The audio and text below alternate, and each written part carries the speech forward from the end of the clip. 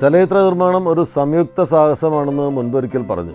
പല മേഖലകളിൽ നിന്നുള്ള നിരവധി പേരുടെ സംഘടിതമായ അധ്വാനമാണ് ഒരു ചലച്ചിത്രത്തെ പൂർണ്ണമാക്കുന്നത്. സാങ്കേതിക വിദഗ്ധരുടെയും കലാകാരന്മാരുടെയും മുന്നണി നീക്കങ്ങൾക്ക് പുറകിൽ ഇവർക്കെല്ലാം അന്നദാതാക്കളാകുന്ന ഒരു സംഘമുണ്ട്, മെസ് വർക്കേഴ്സ്.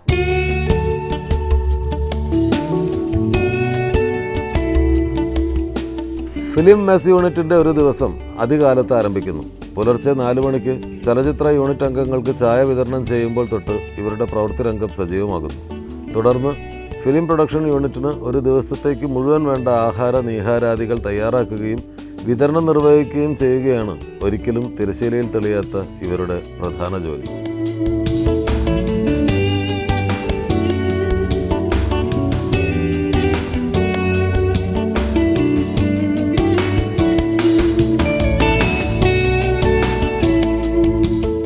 സിനിമാ കാര്യങ്ങളുടെ ഏറ്റവും സ്വാദിഷ്ടമായ എപ്പിസോഡിലേക്ക് സ്വാഗതം. മലയാള സിനിമയിൽ കൂടുതൽ ഇപ്പം ഞാൻ സംവിധായകനാണ്. ഞാൻ എൻ്റെ 22 വർഷത്തെ സിനിമാ ജീവിതത്തിൽ ആദ്യമായിട്ടാണ് മെസ്സിനകത്തേക്ക് വരുന്നത്. സിനിമാ ഷൂട്ടിംഗ് തുടങ്ങുമ്പോൾ ഭക്ഷണം എവിടെ നിന്നോ ആകാശത്തു നിന്ന് വരുന്ന പോലെയാണ്. എവിടെ നിന്ന് വരുന്നു, എങ്ങനെയാണ് ഇത് ഉണ്ടാക്കണമെന്നുള്ളതിനെ കുറിച്ചൊക്കെ പറഞ്ഞു കേട്ട കാര്യങ്ങൾ മാത്രമേ എനിക്കും അറിയുമായിരുന്നുള്ളൂ. പക്ഷേ ഞാനിത് ഇന്ന് ആദ്യമായിട്ട് മെസ്സിൽ വന്നിരിക്കുകയാണ്. ഈ മെസ്സിൻ്റെ ചുമതലയുള്ള അല്ലെങ്കിൽ മെസ്സ് നടത്തുന്നത് ശ്രീ മോഹനാണ്. മോഹനെ നമുക്ക് പരിചയപ്പെടാം. മോഹൻ സിനിമയിൽ ഈ മെസ്സിൻ്റെ പരിപാടികളിലേക്ക് വന്നിട്ട് എത്ര കാലമായി? ഇപ്പോൾ 28 വർഷം. 28 വർഷം കഴിഞ്ഞു. ഏതായിരുന്നു ആദ്യത്തെ സിനിമ? പൂച്ചക്കരുമുത്തി. അന്ന് ആരുടെയെങ്കിലും കൂടെയായിരുന്നോ അതോ തുടക്കം തന്നെ ഇൻഡിപെൻഡൻ്റ് ആയിട്ടായിരുന്നു? തുടക്കം ബാബുച്ചേട്ടൻ എന്ന് പറഞ്ഞ ചേട്ടൻ്റെ കൂടെയായിരുന്നു. ചേട്ടനാണിത് ഫസ്റ്റിലെ സിനിമയിൽ തുടങ്ങിയത്, മെസ്സ് തുടങ്ങിയത്. അതെ അതെ. സിനിമയിൽ ഏറ്റവും ചീത്ത കേൾക്കാൻ സാധ്യതയുള്ള ഒരു ഏരിയയാണ് ഭക്ഷണം എന്ന് പറയുന്നത്. കാരണം ഇപ്പം എന്നെ സംബന്ധിച്ചിടത്തോളം ഞാൻ ഭക്ഷണത്തിൻ്റെ പേരിൽ ആരും ചീത്ത പറഞ്ഞിട്ടുണ്ടാവില്ല. ഞാൻ അത്ര ഭക്ഷണപ്രിയനായിട്ടുള്ള ഒരാളല്ല. പിന്നെ ഷൂട്ടിംഗ് തുടങ്ങി ഞാൻ വെജിറ്റേറിയനാണ്. എങ്ങനെയാണ് ഒരു ദിവസം തുടങ്ങുന്നത്? ഇപ്പോൾ രാവിലെ സാർ വെളുപ്പിന് 3 മണിക്ക് വർക്ക് തുടങ്ങുകയാണ്. 3 മണിക്ക് തുടങ്ങി കഴിഞ്ഞാൽ രാവിലെ ഒരു 6 മണിയാകുമ്പോൾ നമ്മൾ ടിഫൻ കൊടുക്കണം. ടിഫൻ എന്ന് പറയുമ്പോൾ സാർ ഒരു 3 ഐറ്റമെങ്കിലും. എന്തൊക്കെയാണ് സാധാരണ ഐറ്റംസ്? ഇപ്പോൾ ദോശ, പുട്ട്, അതിന് സാമ്പാർ, ചമ്മന്തി, പിന്നെ മുട്ടക്കറി, പിന്നെ അപ്പം, ഇടിയപ്പം. അത് ഓരോ ദിവസം മാറി മാറിയാണ് വന്നുകൊണ്ടിരിക്കുന്നത്. 5 ദിവസം 5 ഐറ്റംസ് ആയിട്ട് മാറും. പക്ഷെ ഇത് ഒരു ദിവസം 3 ഐറ്റംസ് ഡെയിലി ഉണ്ടാവും. ഉച്ചയ്ക്ക് എന്ന് പറയുമ്പോൾ സാമ്പാർ ഒരു 5 ഒഴിച്ച് കറി, സാമ്പാർ, പുളിശ്ശേരി, രസം, മോര്, പിന്നെ അവിയൽ, തോരൻ. ഓരോ ദിവസം അത് മാറി മാറും. പിന്നെ മീൻ കറി, മീൻ വറുത്തത്, ഇറച്ചി, ബീഫോ ചിക്കൻ എന്തെങ്കിലും അതെല്ലാ ദിവസവും. രാത്രിയിൽ പയറ്, കഞ്ഞി, ഉണക്കമീൻ, ചമ്മന്തി. അതാണ് സിനിമയുടെ മെയിൻ. പയറ്, ചപ്പാത്തി ഉണ്ടാവും, ഇറച്ചി ഉണ്ടാവും. ചപ്പാത്തിക്ക് വെജിറ്റബിൾ കറി ഉണ്ടാവും, പിന്നെ സലാഡ് ഉണ്ടാവും, ഇറച്ചിയുണ്ട്, ഇറച്ചി കറിയും ഉണ്ട്, ഫ്രൈയും ഉണ്ടാവും. ഈ 4 മണിക്ക് ഒരു ടിഫിൻ ഇല്ലേ? അത് ഇപ്പം നൈറ്റ് വർക്ക് എന്തെങ്കിലും പോവുകയാണെങ്കിൽ കുറച്ച് ഹെവി ആയിട്ട്, ചിലപ്പോൾ പൊറോട്ട, ബീഫ് കറി, കപ്പ, മീൻ കറി, പിന്നെ പഴംപൊരി, സമൂസ, അങ്ങനെ മാറി മാറി. പിന്നെ സിനിമയിൽ കിട്ടും പോലെ ഫുഡിന്ന് വേറെ ഒരു ഫീലും കിട്ടുന്നില്ല. അതെ അതെ.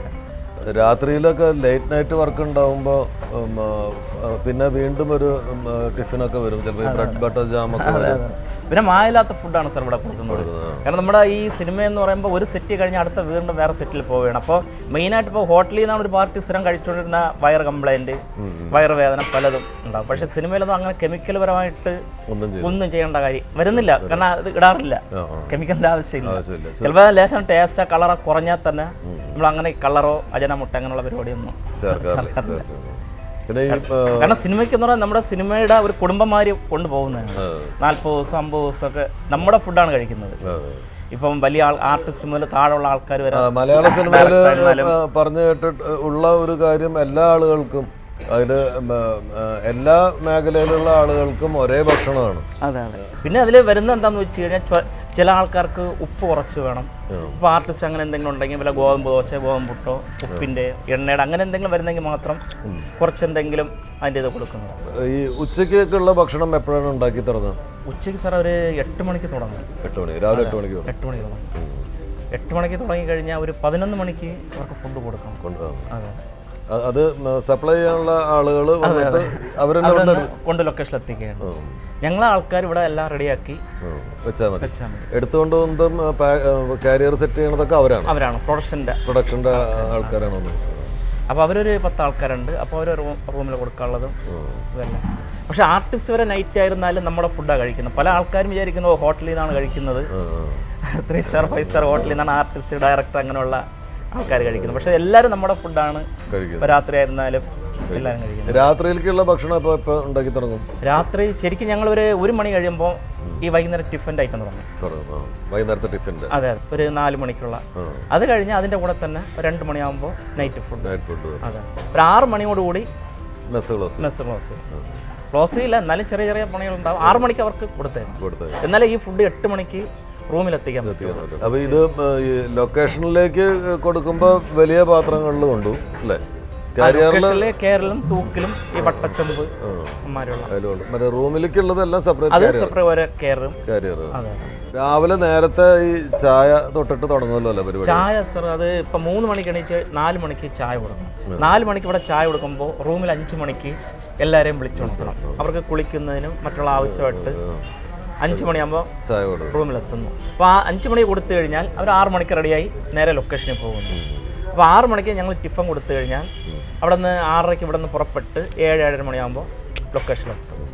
അപ്പോൾ ഇപ്പോൾ എറണാകുളത്ത് നിങ്ങൾക്ക് ഇത് പെർമനന്റ് സെറ്റപ്പാണ് അല്ലേ? ഇപ്പോൾ പെർമനന്റ് ആയിട്ട് എടുത്തിരിക്കുന്നത്. എറണാകുളത്ത് നടക്കുന്ന സിനിമകൾക്കെല്ലാം ഇവിടെ നിന്ന് പോകും. അതെ. പക്ഷേ വേറെ 2-3 സ്ഥലങ്ങളുണ്ട്. ഇത് അല്ലാതെ പുറമെ ഇപ്പോൾ വേറെ സ്ഥലങ്ങളിലൊക്കെ ഷൂട്ട് ചെയ്യുമ്പോൾ കേരളത്തിലെ അത്യാവശ്യം മിക്ക സ്ഥലങ്ങളിലും ഇപ്പം മെസ്സിനുള്ള സ്ഥല സൗകര്യങ്ങളുണ്ട്. അല്ലാതെ വരുന്നത് ഒരു വീട് എന്തെങ്കിലും വാടകയ്ക്ക് എടുത്തിട്ട് അവിടെ ഷെഡൊക്കെ ഇട്ട് അങ്ങനെ സെറ്റപ്പ് ആകും. ചിലപ്പോൾ ലോഡ്ജിൽ പോവുകയാണെങ്കിൽ ലോഡ്ജിൻ്റെ കിച്ചൺ ഉപയോഗിക്കും. എത്ര പേര് സ്റ്റാഫ് ഉണ്ട് ഇവിടെ കുക്കിങ്ങിന്? സ്റ്റാഫ് ഇപ്പോൾ ഇവിടെ ഞങ്ങൾക്ക് ഇപ്പോൾ ആൾറെഡി ഇപ്പോൾ 7 പേരുണ്ട്. 7 പേര് മതിയല്ലോ ഇത്രയും പേർക്ക്? അതെ. പിന്നെ അധികം സിനിമയുടെ വർക്ക് വരുമ്പോൾ പിന്നെ അങ്ങോട്ട് കൊണ്ടുവരും. ഇപ്പൊ എത്ര സിനിമ ചെയ്യുന്നുണ്ട്? അങ്ങനെയാണ് ചോദിക്കട്ടെ, കാരണം എല്ലാ സിനിമയും ചെയ്യണത് മോഹൻ തന്നെ. ഇപ്പൊ ആൾറെഡി ഒരു 4 സിനിമ 5 സിനിമ ഒരേ സമയം ചെയ്യുന്നുണ്ട്. 5 സിനിമ ഒരുമിച്ച്. പരാതിയൊന്നുമില്ല? അല്ല, ചിലപ്പോ പരാതികളുണ്ടാവും സാർ, പരാതികളൊക്കെ ഉണ്ടാവും. ഫുഡിന്റെ കാര്യല്ലേ.